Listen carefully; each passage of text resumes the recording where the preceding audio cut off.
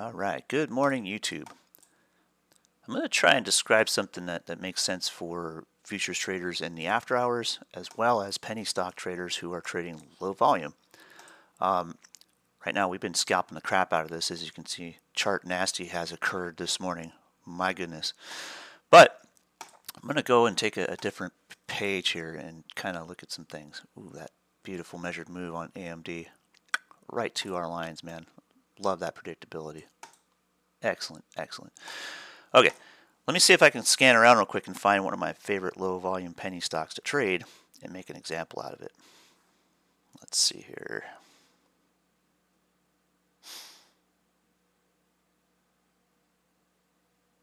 Give me a couple seconds to find one. This double bottoms on the 5. I'm going to go long. Beautiful, right off that regression line, right to angular resistance. That is badass. Look at that.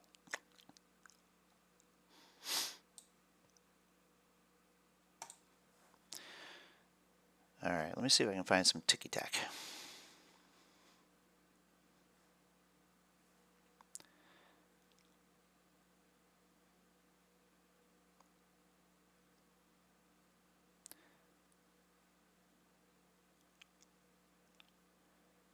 Here's one that'll work, but it's yesterday's price action that'll give you the explanation. I'll overwrite Tesla. Actually, I'm going to overwrite Amazon here for a second.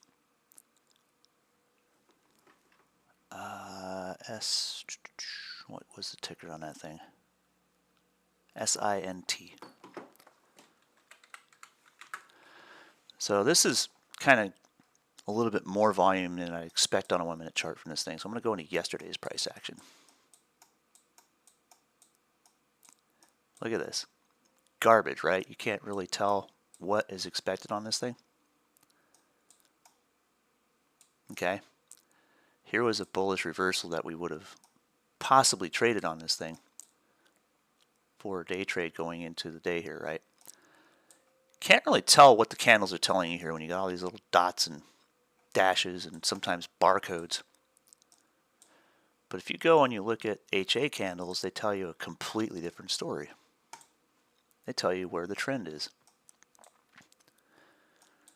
Now you can see some stuff. Did we just tweezer bottom on the 5 minutes? Yes. Let's see. Yeah. 5 minute. Yeah. 41.45. It's a double bottom waiting. We've hit with tweezer bottom man. We hit extremes in the range and we found liquidity. So theoretically we can get rid of this. We're right in the middle of the open range again.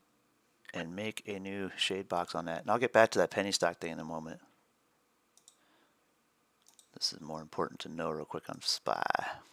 You must set up a I'll extend this later. With Heikin Ashi on it. There we go. Talking about Heikin Ashi. So Heikin Ashi candles are kind of neat. Like the idea is when you have really low volume, and this is going to be pertinent to your after hours futures trading, especially on the MES and the micros, because they're not as heavily traded in the after hours, but you want to scalp it, the HA candles are going to shine. You're going to be able to spot where those trends are. You're going to be able to spot what's going on with the price action, where resistance is, where support is, and you're going to find a setup that you can actually trade. And here, price action broke above the 8 period after it pulled back, ran up, pulled back, hit the 20. You could trade that like any other set of price action when you can see, when the lights come on with those HA candles. You can't exactly see that with standard candles unless you've looked at it enough to know, even with this low volume, it's still relevant. The HA candles just give you a much more clear view of what you're expecting. And if you want to go so far as to trade that on a 5-second chart where it's really going to look ticky-tacky, you'll even notice a difference there. Here we have just some nastiness, right? But it's still there on HA candles, enough to see. Get back any other day. Damn, I'm going to have to squash this down. Nail the ADR. Jeez, this thing's nasty. I can't. That's the thing that sucks when you zoom in and look at previous price action. You can't really tell what you're looking at half the time.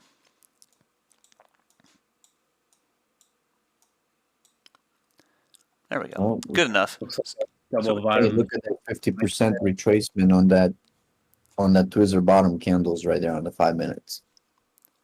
Ah, nice. Yeah, it's worrying me. It's at that I'm angular trying to resistance again. chart and Trade-O-Vate, man. It's like Trade-O-Vate sucks charting. It's The- horrible. Charting's Believe me, not. once I get my toss set up, I'm going to be using that. Yeah, and I'm still working with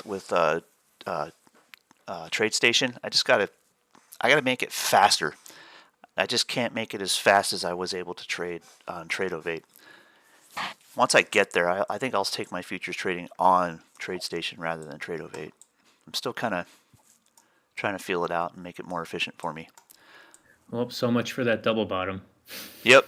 Well, it's a double bottom, but where is it in perspective? Here it is off the regression line. There's your angular resistance from the channel on the diamond pattern, right? So we knew that if we're going to take profit, that's where it's going to happen. So back real quick to HA candles. Like here's a 5-second candle set on this on SINT, which is low volume. Clean little measured move right here. And you wouldn't have picked that up with regular candles. No way in hell. There it was. Plain and simple, just like any other price action we've traded. You can see it with HA candles. You switch that to standard candles, it's just going to be a lot harder to see. You know, if you're trying to pick this pattern up in this mess, you would never know it. Throw the HA candles on, aha, you see some clean trend changes, accumulation here, and breakout. That's all. I just want to kind of go over that. That's not the best There you go. example, but Look at that beautiful HA right there. nice. Yeah, I got new contact lenses, man. I'm able to see black charts now. Yes. Yeah. Contrast. Yeah. And this is It on makes Trade-O-Vate. such a difference, you know? It makes such a difference. Like just the fact that I can now wear some regular sunglasses. Right. You know? Someone now got me some aviators yesterday. Ah, gotta look the Yeah. part. Yeah. Clean Do a measured move Tom on Cruise AMD. ride later on my Ducati, you know? I'm gonna get Amazon back up here too. All right, so back to our diamond here, and your HA candles on that Trade-O-Vate actually make that chart readable, right? Really helps. I know the people on YouTube can't see it, but it's awesome. Actually, I could drag that over real quick. Yeah, I don't know how to read those. It just helps your eye catch the reversals a little easier. Plus, you look at the color shift in the candles. Like you get the red to green shift. You see it a little bit more efficiently than you do on regular candles, especially in low volume. See, right. my problem is I'm not charting, so that's why the double bottom failed. Yeah, the charting is not that great on there, but it's a matter of not what you trade, it's how you trade it, and that's where the double bottom is kind of interesting. It's going to take a few practice shots on how to trade that double bottom, and the idea is to learn how to not only trade it for a bullish move, but be able to know when it's rejecting a key pivot or a key control zone and rejecting and going the other way, so you can trade it both directions. And that's where the magic happens. Like, learn to trade a double bottom, awesome. Learn to trade it both directions, game changing. All right, so Yeah. we went back in our diamond. We hit the regression line, came out with that double bottom right here in the liquidity zone. Bounced up, hit the angular resistance. We're curled. Basically, price is resisting this angular resistance here until it doesn't. And that's where we watch for a bar through it and a trend to form on top of the 8 period to climb out of this. And when you see these diamond patterns and you get this this split right here on these angular resistance and supports from the compression side, it's a really rapid zone. So when price gets loose in here, it moves fast from one to the other. You were about to say something, sorry.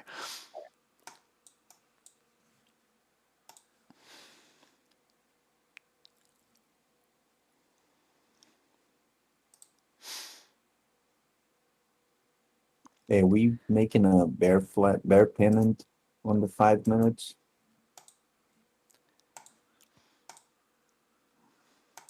Could be. That's kind of looks like it. Oh, yeah. I see that now. Mhm. Low Looks impact. like I was right. Too bad my account just got liquidated right before it started turning around. Was it a paper account? Yeah, I only liquidated one real account for $100 the other day, but it's been, Just I don't know, 4 out of 5 days liquidating $100 account. just keep that practice. I mean, it's gonna suck until you get it, but it'll come to you. No, I'm gonna do $100 every day until I stop losing and it just starts building. That's the way to go. Practice that kick 1,000 times, man. Eventually, it'll start to work. You got a little ascending triangle here, sort of also forming on the 2 minute. You can definitely start to draw one out. Oh yeah, right here we got a little Wu-Tang looking thing. I can see it on a 1 minute too. And then there's your R1, 413 even. So like I said, if price moves across that pivot, it usually moves very rapidly from here to the angular. It can always fail that, but We're just so trapped between the moving averages today that is like we hit bottom of it, we hit top of it. right. We don't have a direction. You know what it's like when you have a small account like that? Perfect analogy. It's like in football, right? When you're starting deep in the end zone on offense, it's like you got to do dinking dunks and run out of the end zone. Try to just get out of there. But once you get out of the end zone, you have breathing room. But like it just when you just have $100, you got to get out of that end zone. Right. But once you're in the end zone, it seems like you're just going to be able to, throw deep balls. You don't want to get sacked in the end zone. So that's kind of one of the other things. Yeah, you don't want to get sacked in the end zone. You want to get out of there quickly. That works in the football analogy. For me, I didn't start with a big amount of trading money and then lose it all and then learn how to get it back and learn how to keep it.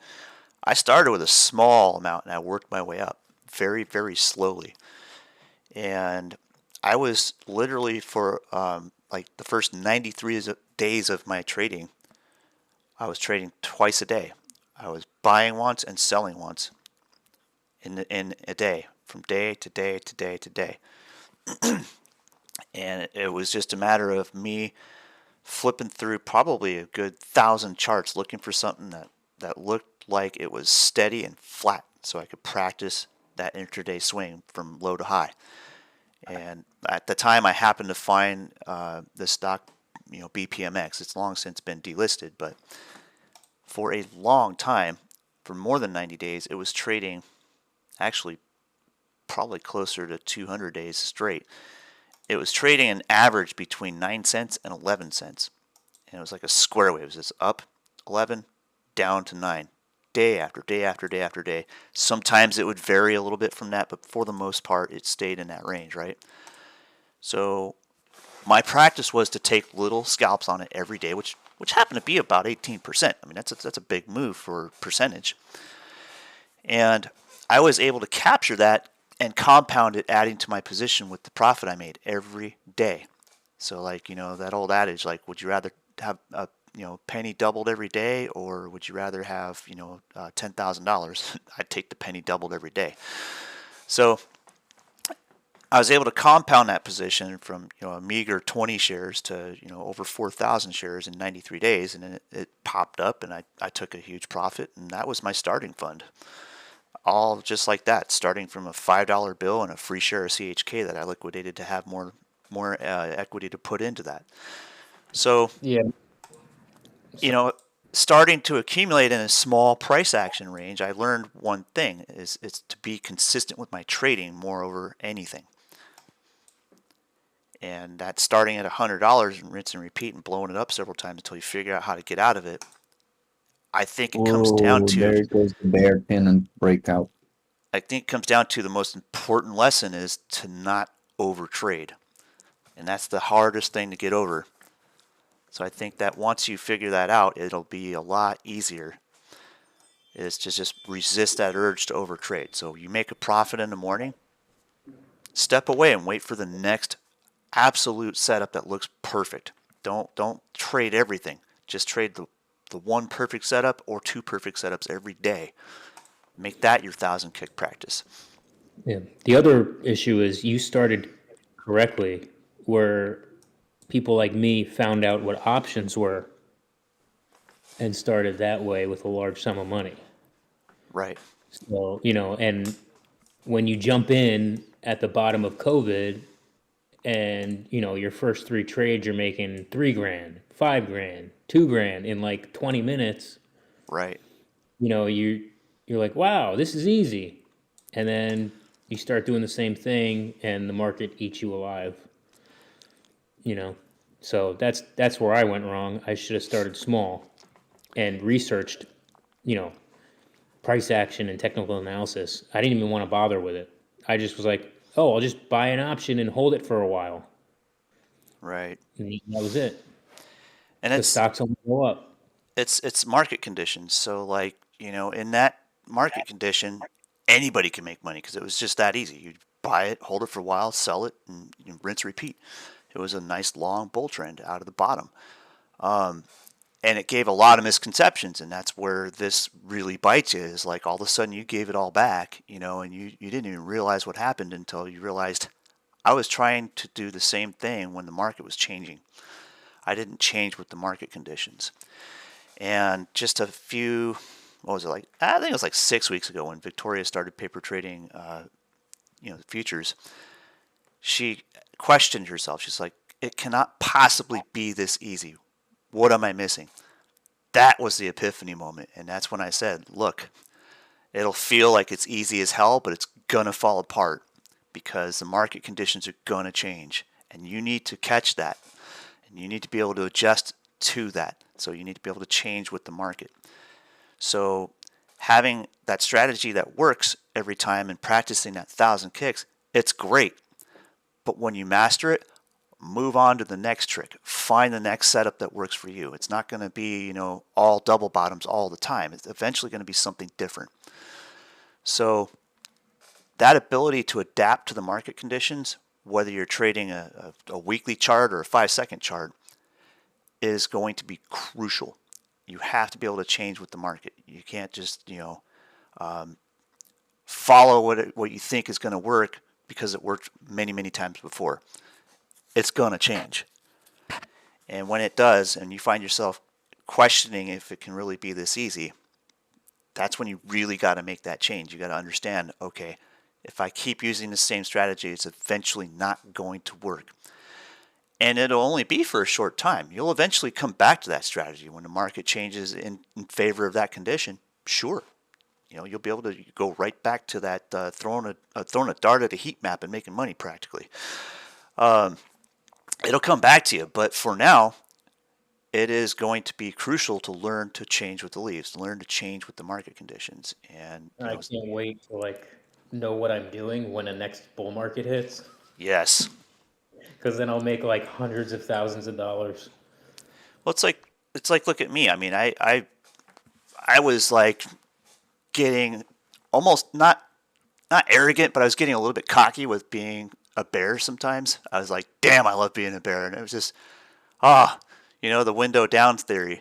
And it worked. It made a lot of income in a short amount of time. But the market changed. And then I, changed with the conditions. I was a bear for so long. And then, I get to a point where like, okay, well, these bearish trades are becoming less and less fruitful. What's going on? Go look at the big picture. I looked back, zoomed out on SPY, pulled the daily chart up and said, aha, we're just experiencing these bull bull rallies or relief rallies, but it's overall general bear market. So yeah, it's easy to make money as a bear in a bear market. Eventually it changes. So let me pull that up right now. Let's go to a daily chart. All right, zoom way out. That was easy. Okay, now we've got a point where this is starting to look like it could reverse here. This condition's changed, and well, I became a bull on most of these bull rallies. I was able to scalp the bull moves, but I was really waiting for the bear move because I knew never to trust a rally in a bear market. You ride it a little bit at a time. And all that changed was my frugality in trading. I was very frugal because I was very concerned with this being just another rally or relief rally in a bear market. And it was right in doing so. And then I was able to put size into the bearish moves and make some real change there, right? Now I'm shifting. So like I'm a little bit less trusting of the bear moves and more trusting of the bull moves because we have a tendency to be slightly in a bullish bias here because we've broken out of the cycle. We've broken that angular resistance here. So I can be a little bit more of a bull. I'm changing with the market conditions. I made spectacular gains trading the reversals and the bull moves on both Tesla and Amazon over here. Nailed the crap out of both of those. Made percentages that blew my previous records out of the water. Never would have imagined making those kind of percentages on returns, right? That's the thing. When you learn to be able to adapt with the market, all of a sudden your efficiency gets better as well without even trying. I'm wishing I still had that Tesla debit spread. Yeah, it would have been really paying now, and that's a 50 hard. bucks off of $7, but it's like it's all I've been doing. I got Tesla. I had Facebook before that. It's like Right. one day I'll have a winner. Shit, It'll come. man, I used to have AMD when it was $8 a share. Yeah. Oh, I kick myself for that every day. I And then traded AMD. I sold it when it hit $12 many years ago, and I'm like, this thing's going nowhere. I'm just gonna sell this, you know. I used to trade sideways in a channel between like $8 and $11 for like months, and it was just so easy to trade that range. And then you didn't trust it to break that range, and I got out too soon too. I was running a wheel trade on it in that channel. It was glorious, you know. Uh, And then all of a sudden, it just broke out and hit the freaking moon, dude. So this guy used to work with me. He had a subscription to the Motley Fools, Yeah, and he came up one day and said, "Hey, buy AMD. This thing is gonna explode." He Right. came and said, "This company Tesla, buy this company. It's gonna explode. Something else is gonna explode." I mean, he's a millionaire right now. I'm Yeah. sitting on here trying to trade and make some money because I didn't buy any of that stuff or held for as long, you know. right.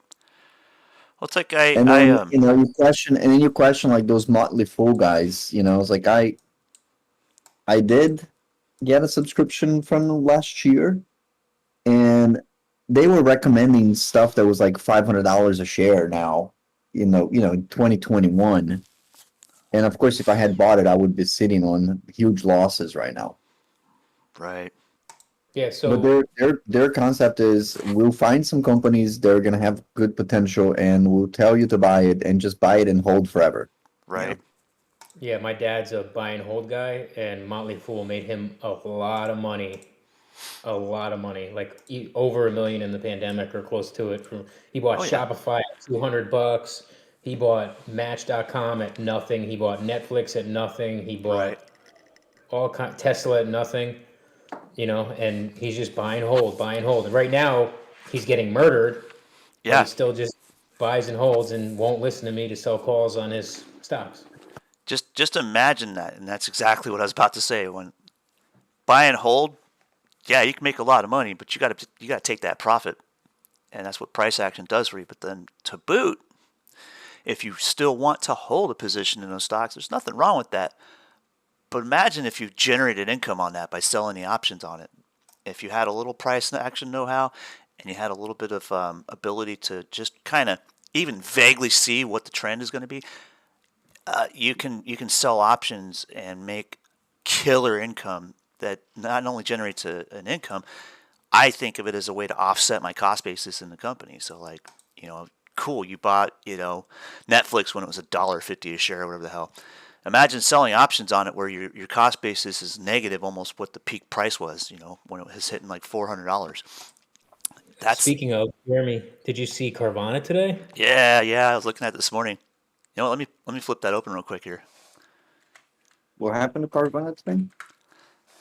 Well, I went and I shorted this peak with a little bit of just sold shares short. I only did like a 50 lot, but ran this down because it was just that big wick close, and I was like, oh dude, I'm gonna short this next time it pops. Ran right to that pivot, down. Now we've got what, one big ass wedge, right? And it pulled back, almost touched its 50% line, which is down here, and pulled off the end of a bull flag. And look at what it did this morning. It went from like $13, peaked up here at like almost $17. It came up to like $16.80. Quick action. I closed my short long since. That was a very quick trade. Yeah, I called that wedge coming, but I still don't have my tax return yet, so I can't buy shares to sell covered calls on. So, Right. There is a way to do a synthetic on this, but the price on those options is so stinking overpriced right now. It's not even worth doing. But there's other equities where you can do synthetics, and if you get a chance to read about how to trade synthetic positions using options, it's going to greatly benefit you for when you do miss the boat on something like this, because you can do a lot more with a lot less cash. Synthetics are kind of rarely mentioned to retail traders, but I recommend doing some serious reading on them, because it is not necessarily a market maker strategy, but an institutional trader strategy. A lot of the hedge fund managers will run synthetic positions that just do very, very, very well. I started watching that Madoff series on Netflix that you recommended, and good stuff. But one of the things he mentioned in there that was one of his, basically groundbreaking strategies was the split strike conversion, and it was one of those conditions where, yes, it works amazingly well as a synthetic position in a bull market, but it's really hard to adjust that to a bear market because bear markets are volatile. And that's if he was following that strategy during a 2008 crisis, that's probably what did him in. That's where all the a lot of the money went. But he was only claiming to make those strategies and then faking it on paper, and then trying to show his investors what was going on. It was a big scam and fraud, but that strategy is real. It can work. It's a great synthetic strategy, but you've got to manage it well. I was telling you Carvana because obviously everyone's worried that they're going to announce bankruptcy and it's just going to plummet again. But Motley Fool, as I said, fundamental wise, they're annoying. They're very annoying with all their emails and BS, but Yeah. fundamental wise, they're very good, and they're calling for Carvana to survive at least a year. Yeah. Because of I told you, there's $4 billion in loan facilities that they can, access and get through. Right. And right now, it's just a bad used car market. So if the Fed pivots, they're going to see profit eventually. So Yeah. And I was just reading that Chris posted there. It is that is dead on. You end up getting cooked. I mean, that whole scenario was they were selling, basically selling the idea to people who are investing in it. And look, the institutions shorted the living crap out of that whole trend, right? Let's zoom out. This is a weekly chart. Where are we at now? We're at like all-time lows, essentially. I mean, hell, we're back to IPO prices, right? And then we bounced out. If you think of this as a big old trend here, can it hit a 50% retracement? Sure, anything's possible. Let's look a little bit more near term. Technical analysis tells me I was it's already thinking 24, 21 about there. right. And that gives you the basic targets, and that's where all my pivots come from. Like I look at it like a penny stock, just like any other penny stock I've traded. Yeah. I look I measured it. Sorry. It's okay. Go ahead. I'll let you finish. So I did a measured move from that giant bull flag from that flag this morning, and it's like in the 20s, Yeah. 21 to 24. So what I was going to do is, as I told you, get like $1,500, buy 100 shares, have a little left over, and buy some out of the money leap puts to hedge myself in case it really does go down to 3, 2, or $1. Right. There's another way to do that, and that's exactly the way I did it with Amazon. With the same outlay, you can have a neutral position that you can also sell covered calls on. I went and sold a put credit spread deep in the money leap on Amazon. Took assignment on the short leg and kept the long leg. My outlay was doubled on the share on the break even price, which was like $82. And effectively, what that does is your long position is neutral. It's a huge chunk of cash, but as long as that put has enough time on it beyond 45 days to expiration, it completely nullifies any price action. So as price goes down, the put goes up, covers it. It trades at about intrinsic value with, in my case, about a $38 cushion. Okay. When I sold that spread, it was a $5 wide spread. I sold it for $498. So that nullifies the cost on the long put while the spread's open. But then I got to absorb that as outlay when I took the assignment. So it's like it's double the cost. But Amazon could theoretically in that scenario go all the way down to $2 a share, and I'll still break even. In the meantime, I've got 100 shares long that I'm free to sell covered calls on, and it's self-hedging because of that long put, right? So imagine doing something similar on Carvana. If you don't trust that it's going to be, out of bankruptcy the whole time, that put covers you. You're neutral in price. So if you catch a volatility swing like we have right now, those $5 wide deep in the money puts, like up here around $21 or whatever, they're going to trade probably at a little bit below intrinsic value of what current share price is today for a break even. And as long as you have been exercised on the short leg, or someone assigned you shares on the short leg, and you keep that long leg, you're neutral in price. It could go down to whatever your risk was in that spread for a share price, and you're covered. Okay. In the meantime, you've got extreme volatility on the calls, and similar to me selling that covered call on Amazon just before the end of the day on earnings day. I sold the 125 strike, February 10th expiration for $195, and then bought it back the next day for $8. Similar situation, only with this, it's like if and when that volatility falls off, and you've got these covered calls that are above your break-even price. And if you took assignment, your assignment cost is below current share price. As long as you sell those covered calls with a break-even above your break-even, you'll make profit on it. And when the implied volatility falls off, like suddenly it goes flat and sideways for a while before it does its thing, you're going to capitalize on that extreme overinflated value on those calls. No problem. I wish there was a way to see that explained on a chalkboard, because Yeah. I can't even comprehend that. All I was thinking about was naked puts. Right. It takes a minute to explain it, but just the key basis of this situation is your long put that you have is a leap, and as long as you manage it before it gets to that 45-day to expiration threshold, you are clear and free to make as many covered call trades as you want on the long shares, right? There is a bit of a caveat though, because if you are assigned on a call, you're essentially, your outlay is half short, half long at the same time, right? So if you take assignment on a call overnight, because options expire at midnight, they're exercisable up to that midnight hour on expiration day, and price action moves after 4, and you can't trade those options after 4, right? If you are ever assigned on that call, you have to instantly exercise that long put that you have.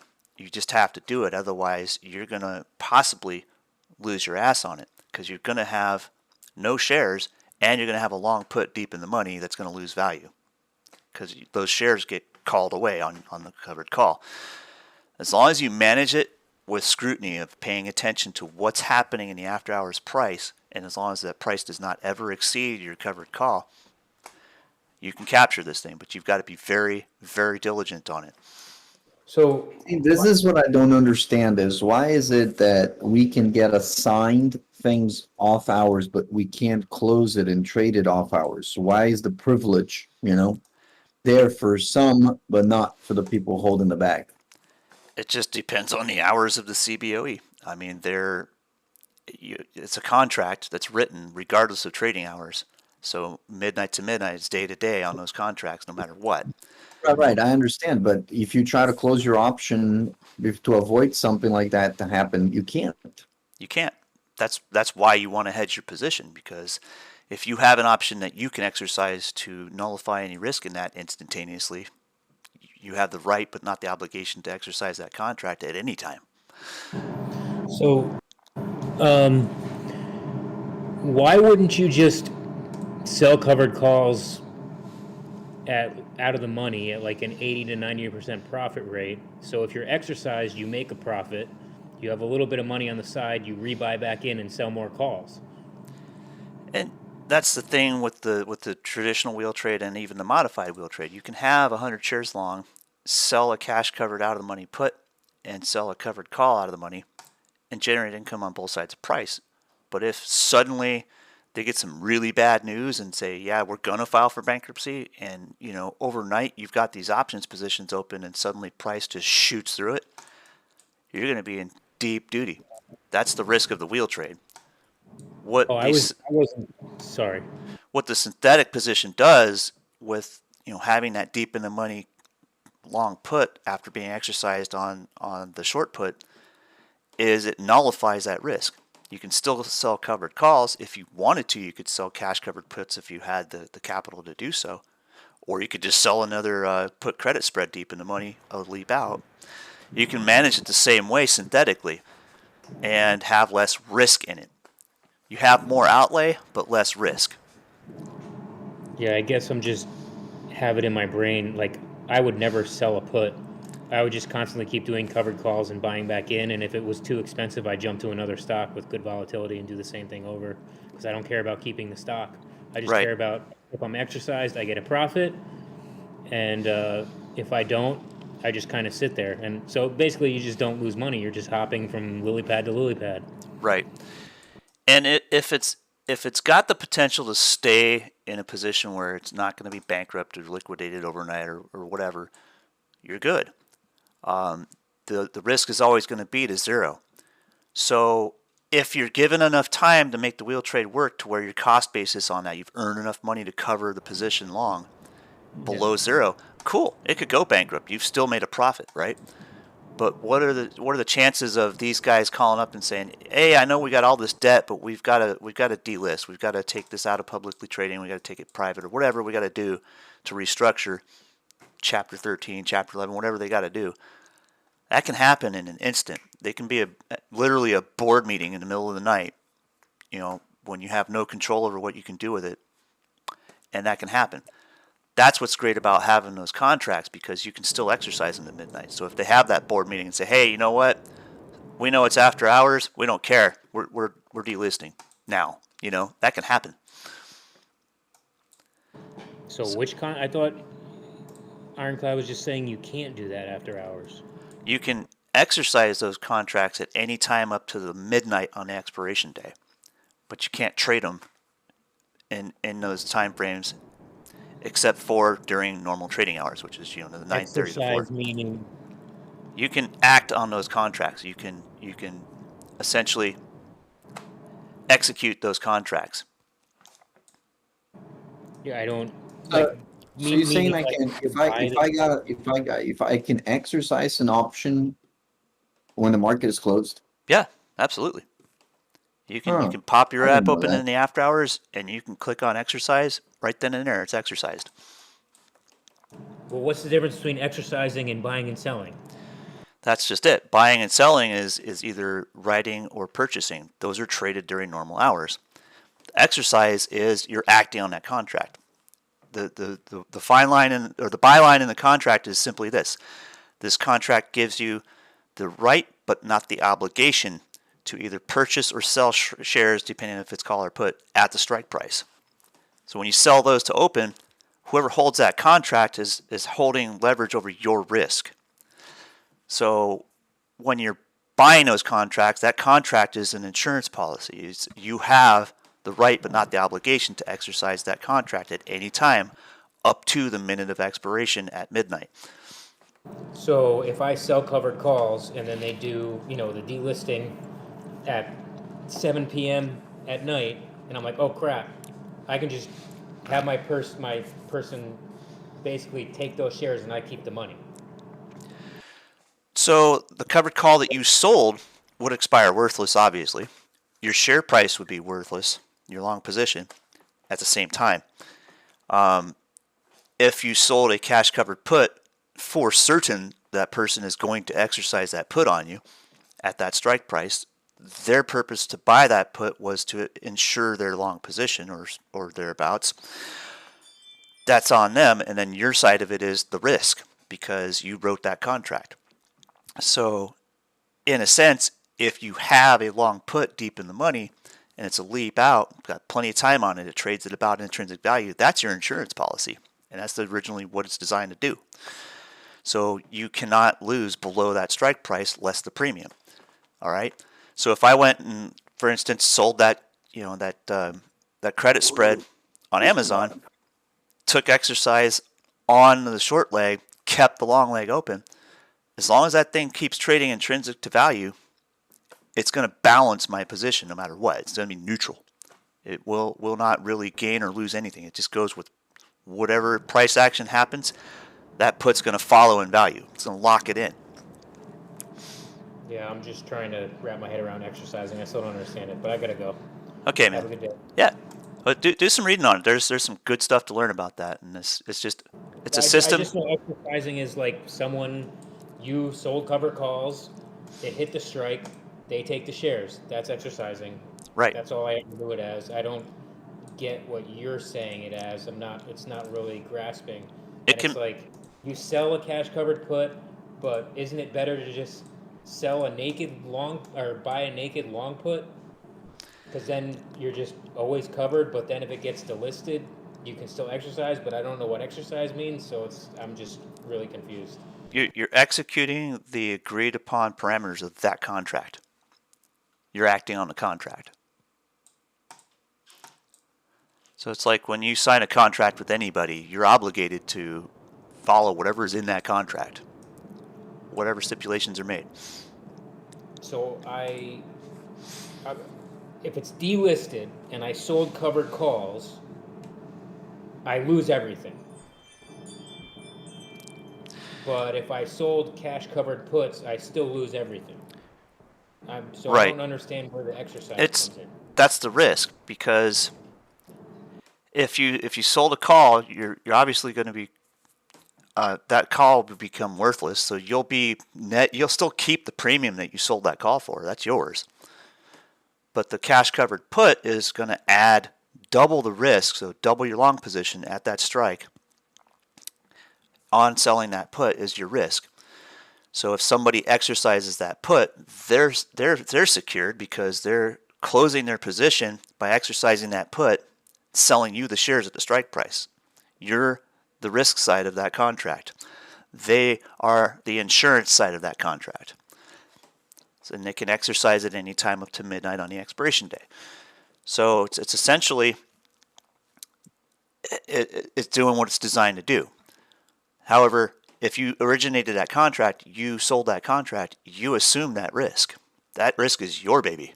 So if they delist and go to zero, you double your position in that instant that happens. You keep the premium on the short call, sure. You keep the premium on the short put as well, yes. But your risk in that position is going to be double.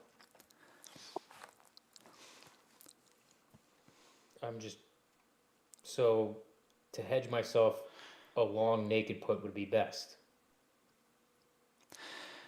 Well, that's what I'm getting at with the whole selling a credit spread deep in the money on the put side, because you get to take assignment on the short contract. You're going to buy 100 shares at the strike less the premium, and usually it's going to be a cost basis of around what the price is at the time you sold that contract, right? So that is, you're taking a position. You're willing to take that position long. The only reason you wouldn't exercise the long put at the instant that you were assigned is because you want the position. But you also want the contract long because that is your insurance policy. Yeah, so that's what I was thinking, is I was going to sell a covered call for a short expiration, but always have a small percentage of long puts very far out, kind of just like a hedge fund where they'll have like Right. 5% or 10% or something of their position. So if it does tank, they make a ton of money on the downside, throw it back in somewhere else or in the same stock and go along. That is essentially what a collar strategy is you're buying those puts to hedge that position against loss, and then selling covered calls to generate income on it. In a sense, the income you get from the covered calls pays for your insurance policy in that strategy. That's what it's for. So understanding that strategy can help you to get the concept of what the strategy I'm talking about is with selling the credit spread deep in the money. It achieves the same thing, only it nullifies the risk completely, all the way down to whatever you paid or whatever you risked in that spread. In this case, I risked literally 2 cents on a $5 wide spread. So $2, that's 2 cents per share. If Amazon goes down to $2 a share, I'm still going to break even. Yeah. I was thinking, like, in order to hedge against theta for a long position, I was like, well, what if I did Shoot. call credit spread on Carvana, like far out. So I wouldn't make as much money, but I would kind of like, theta wouldn't kill me, you know? Right. And that's the thing. Theta doesn't kill you on a leap, because generally leaps that are out of the money tend to trade pretty close to intrinsic value, or pretty close to what the share price would be for break even most of the time, but only if you're short. So it went down to $3, right? So a $3 leap on Carvana is like $45, Yeah, which that's is crazy. That's a year out, right. and your profit is like not including extrinsic value, which would be through the roof at that time. It's, Right now, your profit would be $700 per, right. from where the stock is now. Actually, more from where the stock is now, because it went up today. But can you imagine if one day, like they said they might be being delisted, or there was a rumor, and it went from 15 to 2 or 3, and you had like 10 or 20 contracts for 500 to $1,000, depending on your position. Like with the volatility, the extrinsic value of those puts would be, you'd clear easily, I think, 5 figures. Yeah. In that case, it would make sense. Let me do a little more math in that.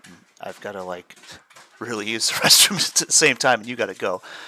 I want to get back into that, and this is recorded, so I'm going to go and watch that and grasp all that information.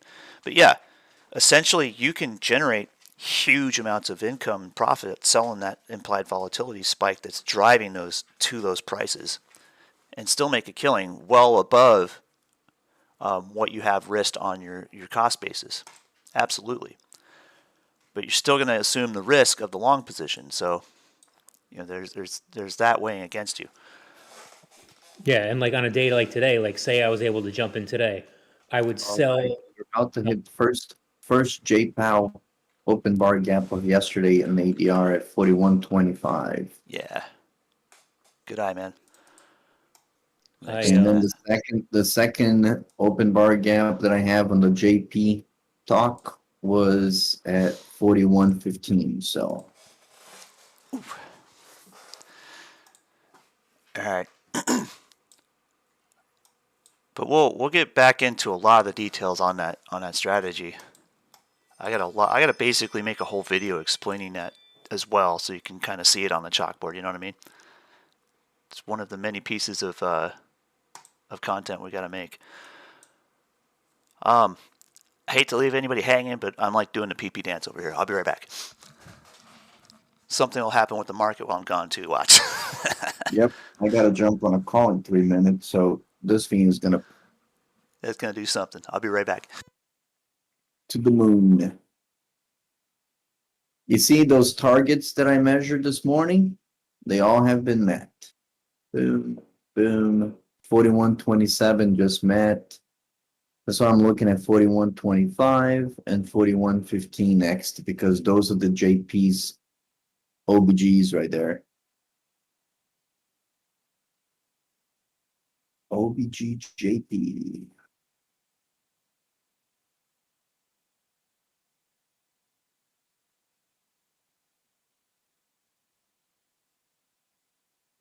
GJP.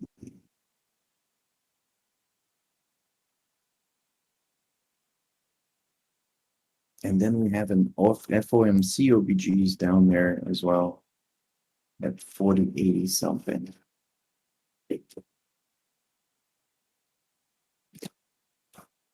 All right, so I'm gonna give my 11:30 market update.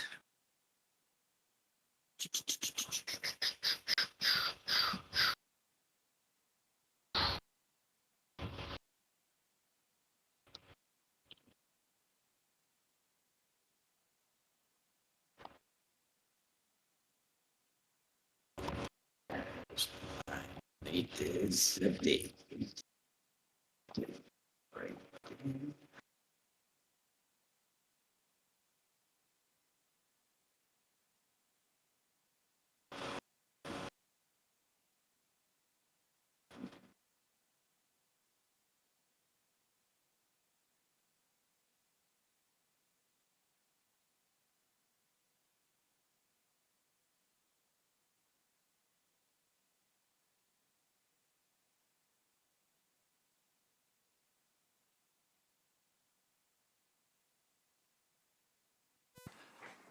Sorry, guys.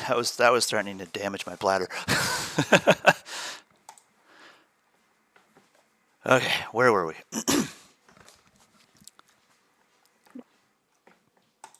Chance of reversal here. We're back at a pivot from yesterday's price action on JPOW speech. And that was right before it broke over and dipped and then bounced up. It's like you can see my cursor hovering right in that 410.70 level, right? That's just this action here. Well, we are just about to meet the first OBGJP.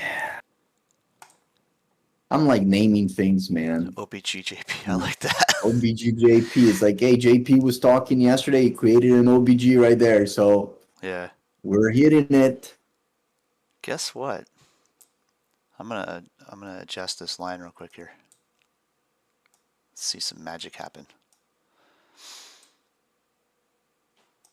Take that from peak to peak through the JPOW speech. Yep, peak to peak on the JPOW. That was from It's the in between. 40.99 area to the 41.85 area. You know, Right. those were two OBGs on the 15 minutes chart. It's off of a fan line based on this trend line here. Oh crap! I gotta jump on this call, man. I'll be back. All right, man. Just so you guys know, anytime one of us steps away, big things happen. It's inevitable. Look where we are on a short-term pattern. We got that diamond pattern. This is a god-awful mess, guys. I'm sorry. It looks like crap. This is chart nasty, and this is what it's about. That angular stayed true. Body did exactly what we expected, right? Stayed in that range. We've got our angular resistance here. Let's make that more efficient by going to a 1 minute chart. which is where we drew this pattern in the first place. This is our in-between line. Even though it's angular, it still counts as an in-between line because we're in between two bars. We had a little bit of a indecision here, or doji, hammer in this case. Continuation, measure, move made, straight to the bottom of the channel. And it made a Morningstar reversal right here, more or less.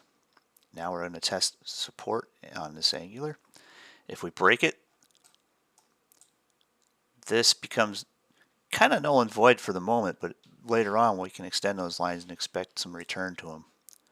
But where do we go to get our new price target is more important. And there's a fan line here that can be tracked right to the Globex here, right in the overnight action. And it's just as simple as connecting here. Extension lines are always pertinent. You'll always find these fan lines, and all you gotta do is look. Like, okay, if it breaks first target here, and that's half a measured move from here to here. Typically when you get a channel break, you'll get a measured move that's equivalent from regression line to angular support, or regression line to angular resistance if it broke bullish. But when they do break, they tend to make about that measured move outside the channel, or outside the the line that governs the limits of that channel. So if this breaks our angular support, it lines right up with this Gann fan from earlier. So it's two different ways to come to the same conclusion. Either it's a channel break with a measured move outside the channel, or previous price action dictates a fan line that can line right up with that. And marking it out on your chart anyways in both ways, both formats, both methods, gives you a little bit more certainty in that move. And you know exactly where to expect the break, and you can get in on the break and take the momentum trade to that limit line. Regardless of how you got to it, it's still relevant.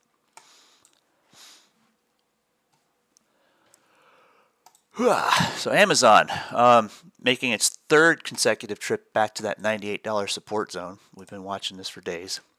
1, 2, 3.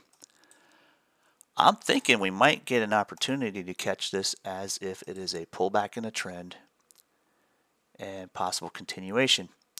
Where do I change my mind if this goes against me? Well, if it fails this angular trend line, and this is a rising channel, even though it's rough on the top, this trend line is holding true. If it breaks that support zone out of the bottom of this liquidity down to that 96 pivot, I'm going to take the loss and walk away until I see the reversal, or I might go so far as to take a neutral position and convert my long position, which is spreads, into a condor. Although I won't have captured profit because I didn't have enough price action movement to capture much of a profit at all, I still have that opportunity to hedge my long position because it's got plenty of time. I can take an equal amount of time to the other side and trade both. So if it just stays in this range and walks this entire board, I can profit each side individually and still, with enough time out to March 17th expiration, have control over that position. Meanwhile, the other side of it, where I've got that self-hedging position, I can sell another covered call, which I've already made almost equivalent to my long position risk in this, in income, selling covered calls through this whole trend, right? So at the time it was trading at 82. I've made almost $800 in profit selling covered calls on this thing, right?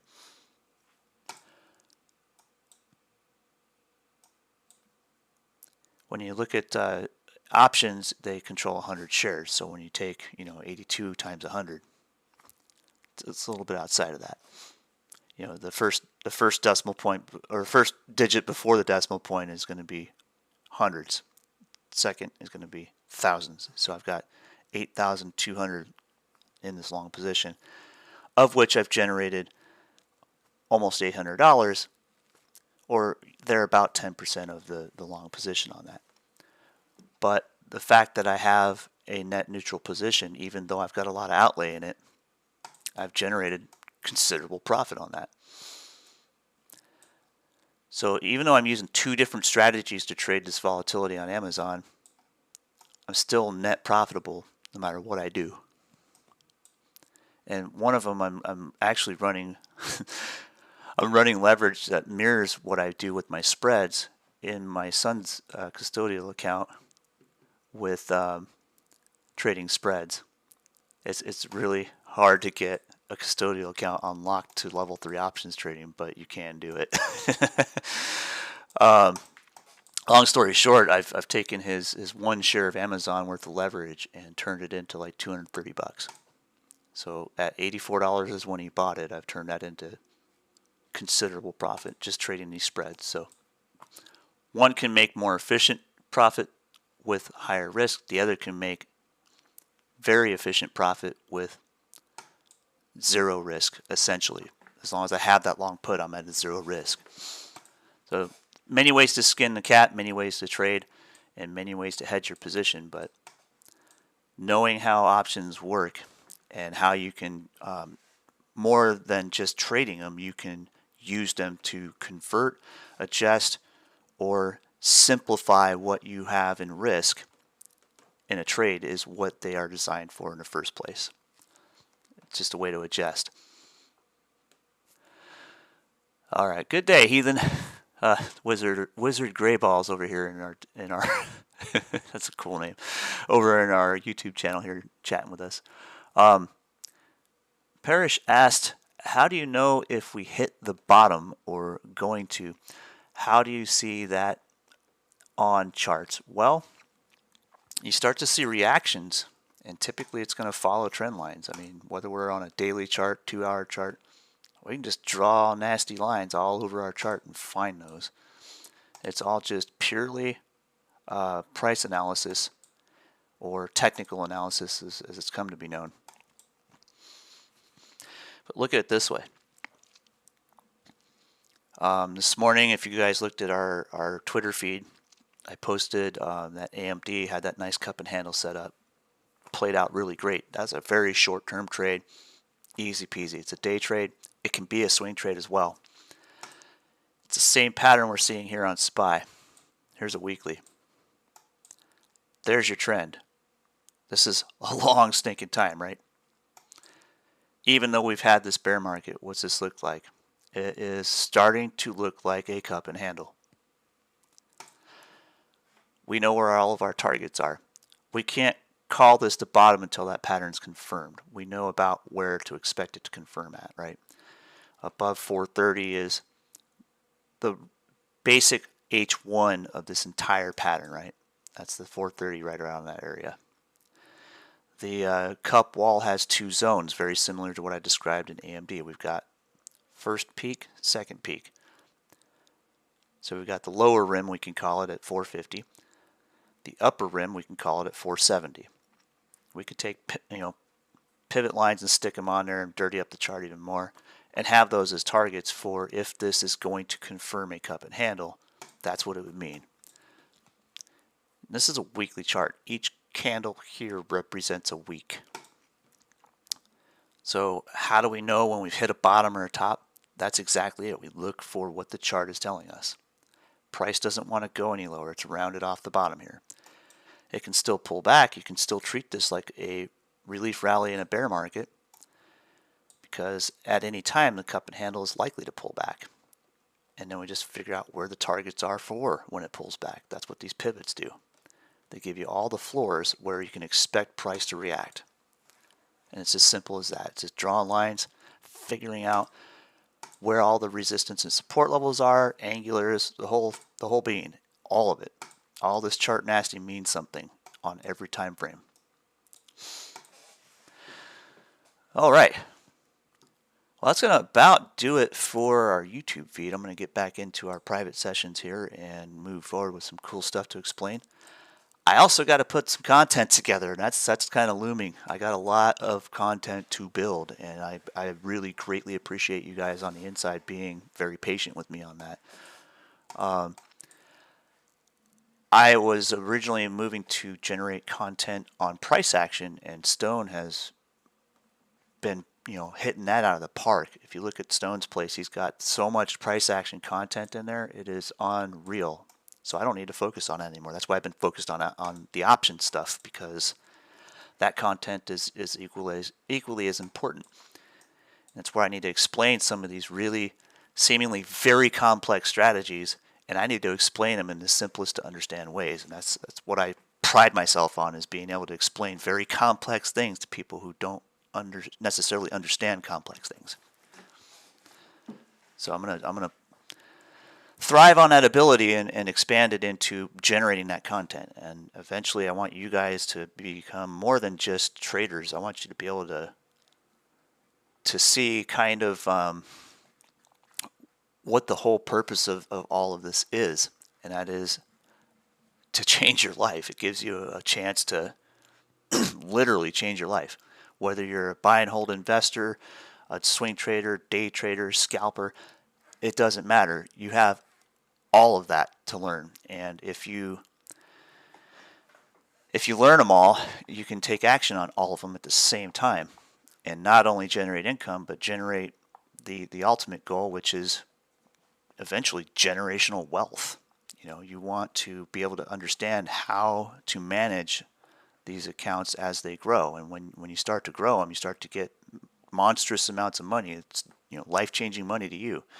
Like some of those people that made a killing trading the AMC run, or made a killing trading the GameStop run, ended up giving a bunch of it back. If they would have understood a lot about this stuff with how to manage long positions and generate just seemingly easy to get income on them, or seemingly easy to retain a level of building that account balance on these things, imagine what some people could have did selling options if they sold options on those positions, rather than go and take their money out and go trade something else and find out that the same strategy doesn't work on everything, and the same strategy doesn't work on any market condition.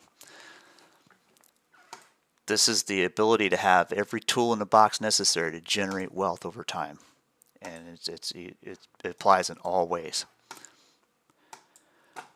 All right then, guys, I will see you guys tomorrow on YouTube. Have a wonderful afternoon, and thank you for joining us. The cliche, like, subscribe, hit the bell, that sort of stuff is cool, but really, talk about us. Dude, go tell your friends, tell people who trade who might not know about us. Just check us out. Even hang out in our YouTube feed once, and they'll understand what we have to offer, and the value is in the what you get on the inside of our organization. When you cross that threshold and go in and pay for a month of service, you're going to be blown away by what's available inside of this. If you think this is great on the outside with our YouTube channel, wait till you see what's behind the doors. But yeah, that's just it. Tell your friends, and if they're interested, cool. Because we want, above anything, to grow. We want to share all of this stuff with the world, not just a captive audience. We want everyone to know how to do this. We want to give the market back to the people in that way. It's not going to ever be like the 50s again, where you just invest in companies and lift them off the ground. You got to know every trick of every trade, and essentially, you're all going to be your own hedge fund manager. Basically, you're going to be managing your own accounts and generating income on them any way you can. Having all those tools necessary to do so is how you do it. All right, guys, we'll see you tomorrow.